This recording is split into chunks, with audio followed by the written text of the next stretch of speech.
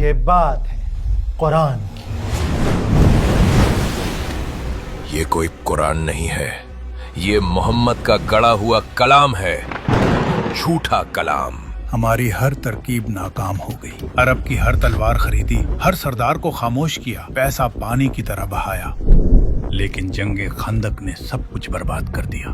آپ فکر نہ کیجیے، اس بار محمد کے جسم پر نہیں بلکہ آپ کی روح پر وار کیا جائے گا.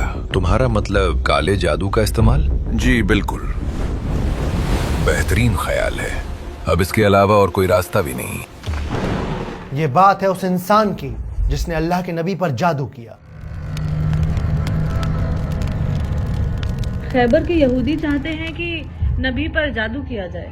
نبی کے بالوں کا انتظام کرو، پھر دیکھنا میرے جادو سے آپ کو آپ کا اللہ بھی نہیں بچا سکے گا. لوگ کہتے ہیں کہ احمد سے اللہ بات کرتا ہے. میں نے بھی یہی سنا ہے.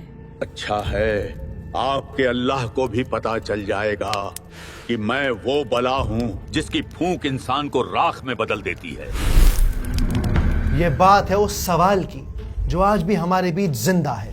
اگر ہم یہ قرآن کسی پہاڑ پر نازل کرتے تو تم اس کو دیکھتے کہ اللہ کے خوف سے دبا اور پھٹا جاتا ہے. یہ لاجک سمجھ نہیں آتا. جب اللہ کے نبی نے قرآن کا وہ بوجھ اٹھا لیا جو پہاڑ توڑ دیتا، پھر آپ پر جادو کیسے ہو سکتا ہے؟ قرآن روح کی طاقت ہے اور جادو جسم کا امتحان. میرے بھائی، قرآن کی گہرائی میں اترے گا تو جواب مل جائے گا. یہ بات ہے صبح کے رب کی، یہ بات ہے سورہ فلق کی.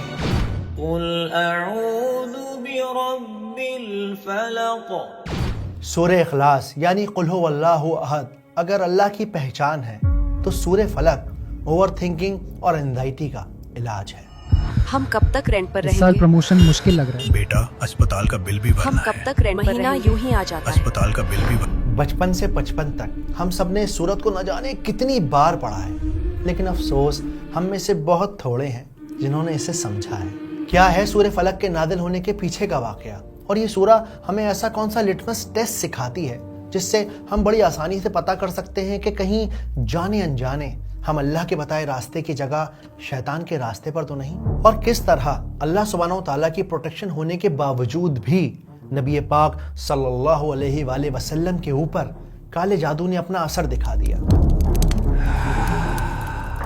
اور سب سے زیادہ امپورٹنٹ، 1400 سال پرانی اس سورت کا کیا کام ہے آج ہماری زندگی میں؟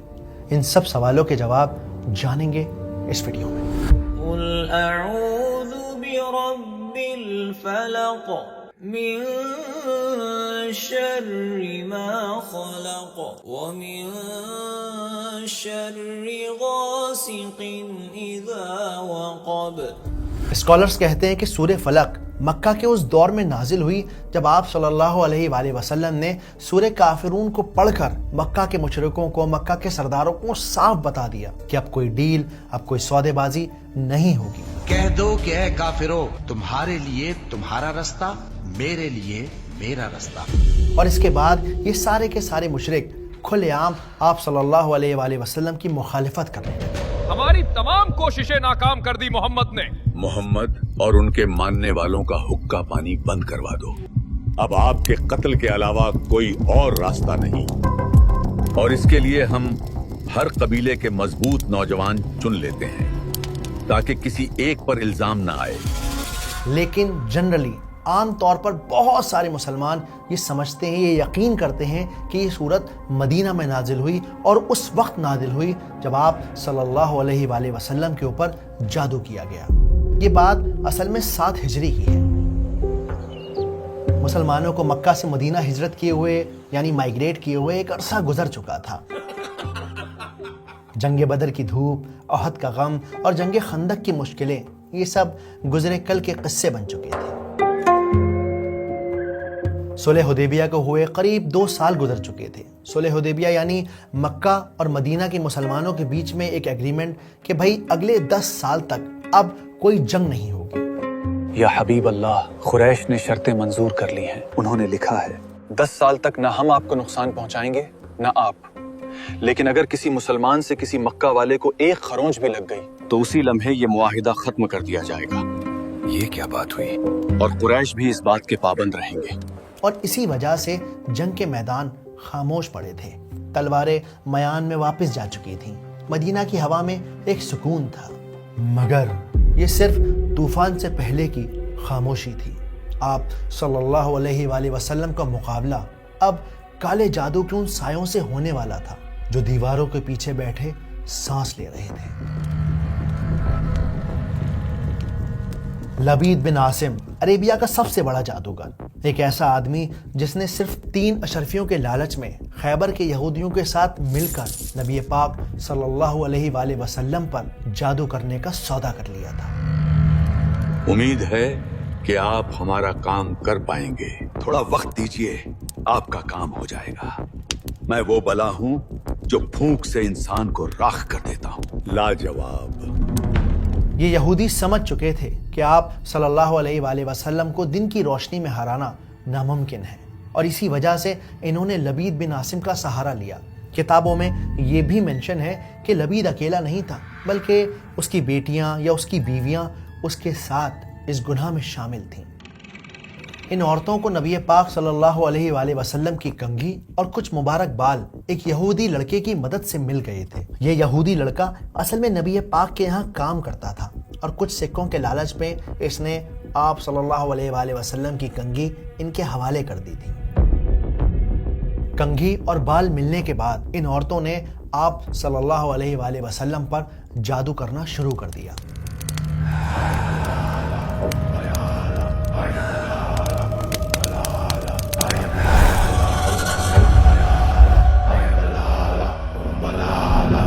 इस्लामिक हिस्ट्री की किताबों में ये बात क्लियरली मेंशन है कि लबीद कुछ तिलिस्म पढ़ता चला जाता और आप सल्लल्लाहु अलैहि वसल्लम के बाल पर गांठ बांधकर फूंकता चला जाता, और इस तरह लबीद बिन आसिम ने मुबारक बाल पर 11 नॉट्स लगाई और फिर उन पर 11 बार कोई तिलिस्म पढ़कर फूंका।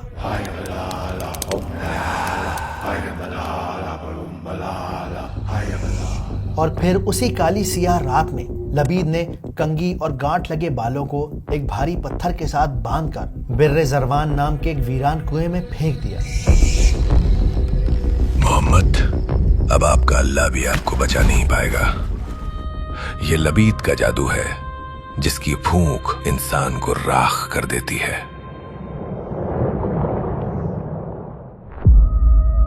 कुछ जगह ये भी मेंशन है कि इसमें एक मोम का पुतला भी था जिसमें सुइयां चुभी हुई थीं, और उस कुएं का पानी इतना गहरा था कि उसके अंदर दिन की रोशनी का जाना नामुमकिन था।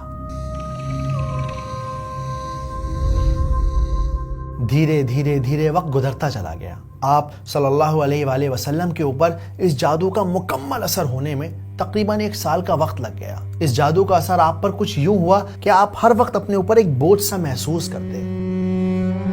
आपको ऐसा लगता कि आपने कोई काम कर लिया है, फिर रियलाइज होता कि नहीं किया है। तबीयत में हर वक्त एक बेचैनी, एक परेशानी सी शामिल रहती, और ये जादू आपकी पर्सनल लाइफ को बहुत ज्यादा इफेक्ट कर रहा था। यानी दीन के किसी काम पर इस जादू का कोई असर नहीं पड़ा, क्योंकि हिस्ट्री की किसी किताब में, हदीस की किसी किताब में हमें कोई रिवायत नहीं मिलती, कोई ऐसा एविडेंस नहीं मिलता जिससे ये बात पता चले कि आप सल्लल्लाहु अलैहि वसल्लम पे जादू का इतना असर हो गया कि आपने किसी दिन कुरान गलत पढ़ दिया हो, या आप नमाज पढ़ना भूल गए हो, या आपने किसी सूरह का मतलब गलत बता दिया हो। नहीं, बिल्कुल भी ऐसा नहीं हुआ, क्योंकि अगर ऐसा होता तो पूरे अरेबिया के अंदर धूम मच जाती, एक हंगामा खड़ा हो जाता। ये मुशरिक इल्जाम लगाते, कहते कि आप सल्लल्लाहु अलैहि वसल्लम को कोई ताकत ना हरा सकी, लेकिन एक जादूगर के काले जादू ने आपको हरा दिया। और वो भी असर इस दर्जे में नहीं हुआ कि जिससे आपकी इस्मत मजरूह हो जाए और गैर मोतबर हो जाए, इसलिए कि उसका किसी और को तो पता ही नहीं चला। अल्लाह ताला ने इस जादू के असर से भी जो आपका फर्ज मनसबी है, आपके नबूवत और रिसालत के जो पहलू हैं, उनको महफूज रखा है, उस जमाने में भी, उस दौर में भी जबकि आप पर यह जादू का असर था। हालांकि स्कॉलर्स ये बात मेंशन भी करते हैं, और बाकी सहाबाओं ने भी महसूस किया कि धीरे धीरे धीरे आप घुलते चले जा रहे थे। कैसे एंजाइटी और डिप्रेशन में इंसान हर वक्त किसी न किसी सोच में मुब्तला रहता है, न खाने का होश रहता है, न पीने का होश रहता है, हर वक्त एक बेचैनी तबीयत पर तारी रहती है। बिल्कुल वही हाल आप सल्लल्लाहु अलैहि वसल्लम का था। اور پھر ایک روز آپ حضرت عائشہ رضی اللہ تعالی عنہا کے گھر آرام فرما رہے تھے کہ آپ نے رات کو خواب میں 2 فرشتوں کو دیکھا جو ایک دوسرے سے انسانی شکل میں بات کر رہے تھے۔ آپ کو کیا ہوا ہے؟ آپ پر جادو کیا گیا ہے۔ کس چیز پر کیا گیا ہے؟ جادو آپ کی کنگھی اور بالوں پر کیا گیا ہے، اور وہ کنگھی زروان کے کنویں میں ایک بھاری پتھر کے نیچے دبائی گئی ہے۔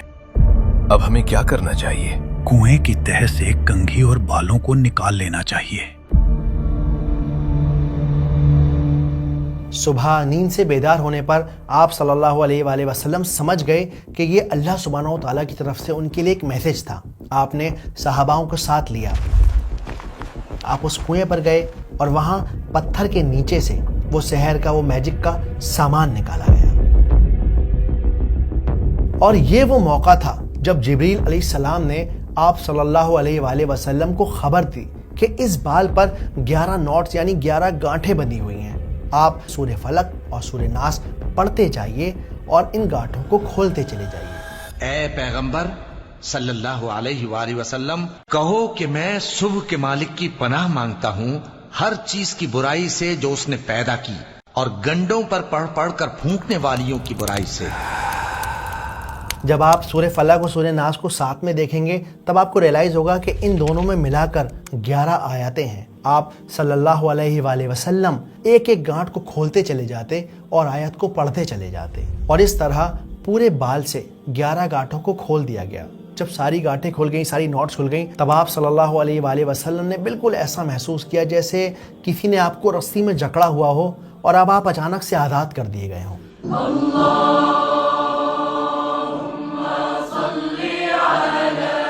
مسلم اسکالرز کے علاوہ انٹرنیشنل رائٹرز کی کتابوں میں بھی یہ بات کلیئرلی مینشن ہے کہ آپ صلی اللہ علیہ وآلہ وسلم نے اس جادوگر کو کچھ نہیں کہا، بلکہ اسے آزاد کر دیا، اسے جانے دیا، اور صحاباؤں کو بھی حکم دیا کہ وہ اس جادوگر کو کچھ نہ کہیں۔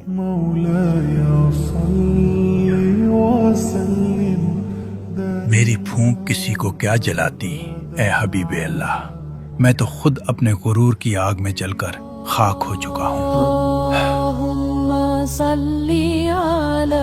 اور اس طرح سے لوگوں کی انڈرسٹینڈنگ بن گئی کہ یہ سورت مدینہ میں نازل ہوئی ہے، اور جب نازل کی گئی ہے جب آپ صلی اللہ علیہ وآلہ وسلم پر جادو کیا گیا۔ لیکن ایسا نہیں ہے، یہ سورت مکہ میں نازل ہوئی، اسلام کے ارلی فیز میں نازل ہوئی، جب مشرکوں نے آپ صلی اللہ علیہ وآلہ وسلم کی کھلے عام مخالفت کرنا شروع کر دیا۔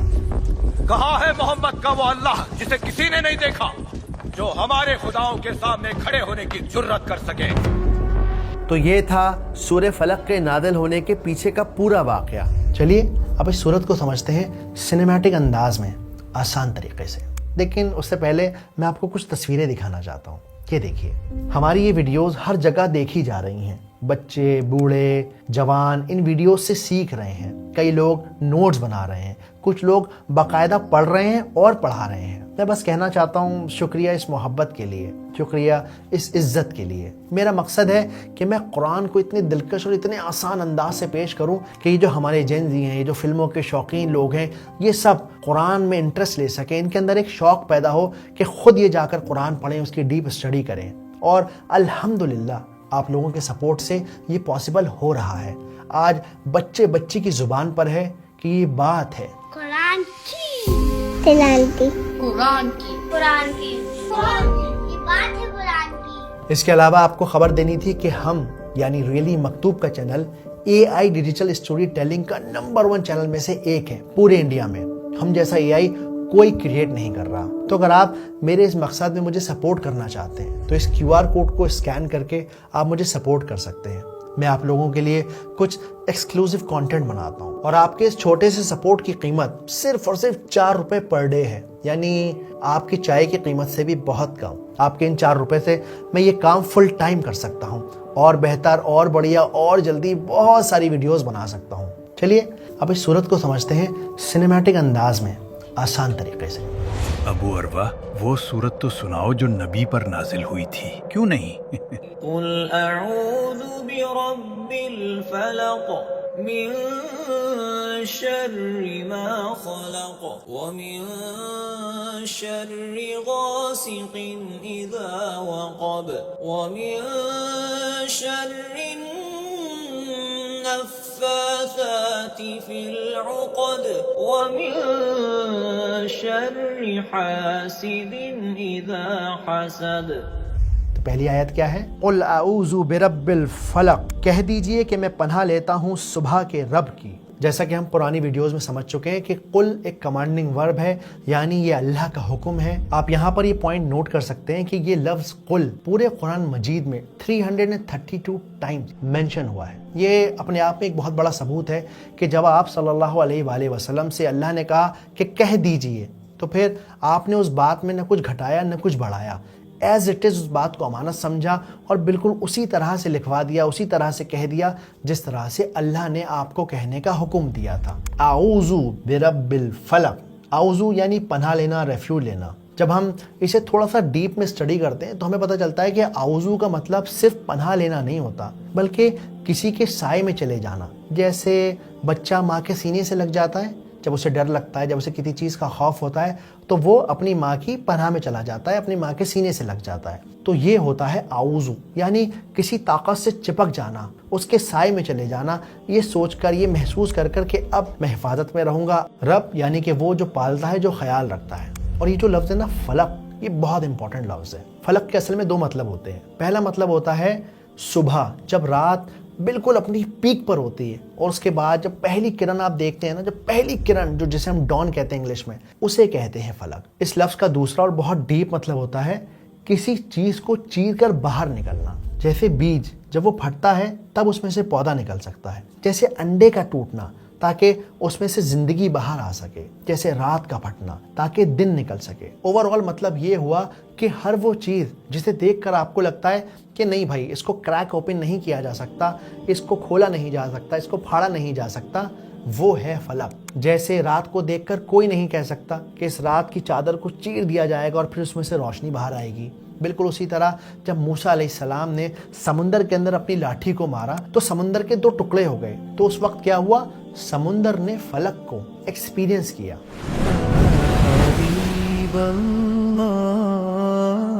लेकिन अब सोचने वाली बात यह है कि अल्लाह ने फलक ही क्यों कहा? अल्लाह चाहते तो कह देते कि सुबह का रब, अल्लाह कह देते रात का रब, अल्लाह ये कह देते कायनात का रब। लेकिन यहाँ पर फलक का लफ्ज़ ही क्यों इस्तेमाल किया गया है? स्कॉलर्स कहते हैं कि दुनिया की तमाम बुराइयाँ, डिप्रेशन हो, एंजाइटी हो, चोरी हो, डकैती हो, और भी जितनी भी बुराइयाँ हैं, वो रात के अंधेरे से शुरू होती हैं। और जैसे जैसे जैसे रात अपने उरूज को पहुँचती चली जाती है, इंसान का खौफ बढ़ता चला जाता है। लेकिन जब वो फलक को एक्सपीरियंस करता है, यानी कि जब वो रोशनी की पहली किरण को देखता है, तब खौफ ज़रा कम हो जाता है, तब दिल ज़रा संभल जाता है। तो असल में क्या गहरा मतलब हो इस आयत का कि कहो कि मैं पनाह लेता हूँ उस अल्लाह की, उस ताकत की जो अंधेरे को चीर कर सुबह करता है। दूसरी आयत, मिन शर्रि मा खलक। मिन मतलब होता है से, फ्रॉम। शर मतलब होता है इविल यानी बुराई। खलक मतलब क्रिएशन, यानी हर वो चीज़ जिसे अल्लाह ने पैदा किया है। अब यहाँ पर एक बड़ा जो बारीक सा पॉइंट है, जो बहुत इंपॉर्टेंट बात है समझने की, वो ये है कि इस आयत के अंदर बुराई को अल्लाह के साथ एसोसिएट नहीं किया गया, बल्कि उसकी बनाई हुई क्रिएशन के साथ किया गया है। बहुत सारे उलमा कहते हैं कि अल्लाह सुब्हानहू तआला की बनाई हर क्रिएशन में कुछ ना कुछ शर मौजूद है। मिन शर्रि मा खलक, इसके हवाले से बात वाज़े ये होती है कि दर हकीकत हर मखलूक में शर मौजूद है। यानी अल्लाह ने हर चीज़ को मासूम पैदा किया है, किसी मकसद के लिए पैदा किया है, लेकिन गुजरते वक्त के साथ वो चीज़ें, वो क्रिएशन इंसान के लिए, एक दूसरे के लिए शर बन जाती हैं, बुराई बन जाती हैं। मेरा नाम ओपनहाइमर है। I am the father of the atomic bomb. हमने एक ऐसी पावर बना दी है कि शायद अब हम सिर्फ इंसान नहीं रहे, हम मौत बन चुके हैं। वो डेथ जो पूरी दुनिया को ख़त्म कर सकती है। ये नागासाकी में बम का विस्फोट था। रिपोर्ट्स के मुताबिक एक ही बम से लगभग 1,26,000 लोग मारे गए। हम इस आयत में कहते हैं या कह रहे हैं कि ए अल्लाह, مجھے اپنی بنائی ہوئی کریشن کے شر سے بچا لیجئے۔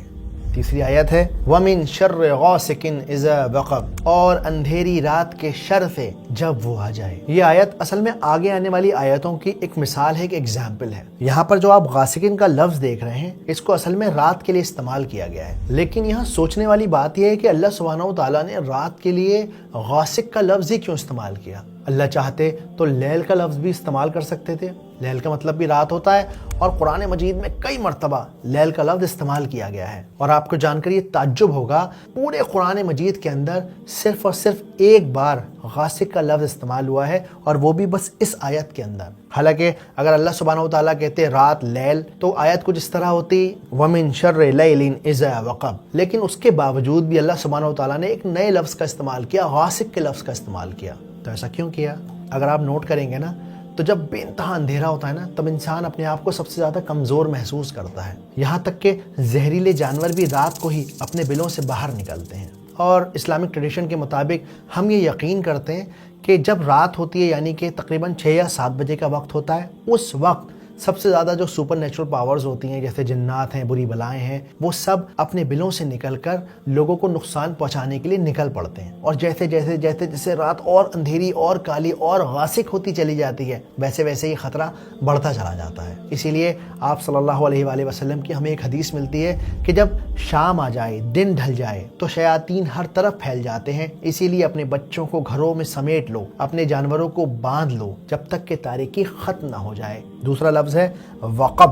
وقب کا لٹرل مطلب ہوتا ہے کسی گڈھے میں پانی کا داخل ہونا اور غائب ہو جانا۔ اسکالرز کے اکارڈنگ اللہ سبحانہ و تعالیٰ نے یہاں وقب کا لفظ اس وجہ سے استعمال کیا ہے تاکہ پڑھنے والے کو یہ بات سمجھ میں آ جائے کہ اب آسمان کے کسی کونے میں اب کوئی روشنی کا نام و نشان باقی نہیں ہے، اندھیرا ہر کونے میں جا چکا ہے، پہنچ چکا ہے۔ تو کیا بات ہوئی اس پوری آیت میں کہ اللہ میں پناہ مانگتا ہوں اس اندھیری کالی خوفناک رات کے شر سے جب اندھیرا اپنے پیک پر پہنچ جائے۔ وَمِن شَرِّ النَّفَّاثَاتِ فِي الْعُقَدِ، اور گانٹھوں میں یعنی کہ نوٹس میں پھونک مارنے والی عورتوں کے شر سے۔ یہ اس پوری صورت کا بہت زیادہ اہم سیکشن ہے، بہت امپورٹنٹ پارٹ ہے، کیونکہ اس کے اندر میجک کی، کالے جادو کی، سائیکولوجیکل مینیپولیشن کی بات ہو رہی ہے۔ تو سب سے پہلے نفاسات کو سمجھتے ہیں کہ وہ کیا ہوتا ہے۔ نفاسات کا مطلب ہوتا ہے پھونک مارنا، اس طرح کی پھونکے مارنا جس میں تھوک شامل نہ ہو۔ اور عقد کا مطلب ہوتا ہے گانٹھیں باندھنا، نوٹس لگانا۔ یہ اصل میں پوری آیت اس ٹیکنیک کی طرف اشارہ کر رہی ہے جو جادوگر جنرلی یوز کرتے ہیں۔ جب کسی پہ جادو کرنا ہوتا ہے، بالوں پر، ان کی چیزوں پر گانٹھیں باندھتے ہیں، اس میں سوئیاں چباتے ہیں، اور پھر اس طرح سے ان کا جادو کام کرتا ہے۔ تو اس آیت میں کیا کہا گیا؟ ہم کہہ رہے ہیں کہ اے اللہ، میں پناہ لیتا ہوں آپ کی ہر اس چھپی ہوئی سازش سے اور ہر اس جادو کے شر سے جو مجھ پر ہو رہا ہے یا ہونے والا ہے، مجھے ان سب برائیوں سے بچا لیجیے۔ میں کچھ لوگوں کو جانتا ہوں جو مشکل وقت میں جادوگروں کے پاس جاتے ہیں۔ جب آپ کسی میجیشین کا سہارا لیتے ہیں، اسی لمحے آپ اپنا ایمان کھو دیتے ہیں۔ اب بڑھتے ہیں اپنی اگلی اور آخری آیت کی طرف۔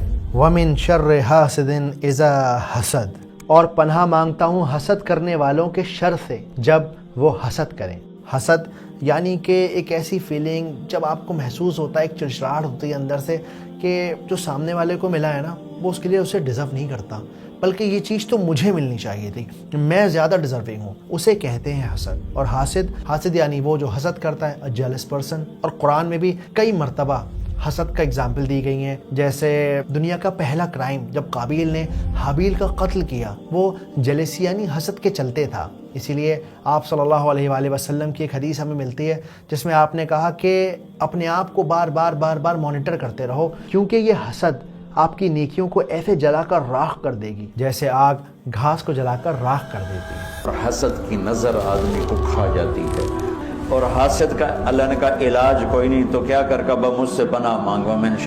چلیے اب ایک بات جلدی سے اس پوری آیت کو سمجھ لیتے ہیں کہ اصل میں اس پوری آیت میں بات ہوئی کیا ہے۔ تو پہلی آیت میں اللہ سبحانہ و تعالیٰ نے کہا کہ کہو کہ میں پناہ لیتا ہوں، سیفٹی میں آتا ہوں اس رب کی جو رات کی چادر کو چیر کر صبح نکالتا ہے، جو گٹھلیوں کے بیچوں کو پھاڑ کر پیڑ بناتا ہے، اور پناہ لیتا ہوں ان چیزوں کے شر سے جو اس نے بنائی ہیں، اور کالی اندھیری رات میں ہونے والے ہر ظلم سے، ہر برائی سے جو رات کے اندھیروں میں کیے جاتے ہیں، اور سیفٹی چاہتا ہوں جادوگروں سے، جھاڑ پھونکنے والوں سے، اور سیفٹی چاہتا ہوں ان لوگوں سے جو حسد کرتے ہیں یا مجھ سے حسد رکھتے ہیں۔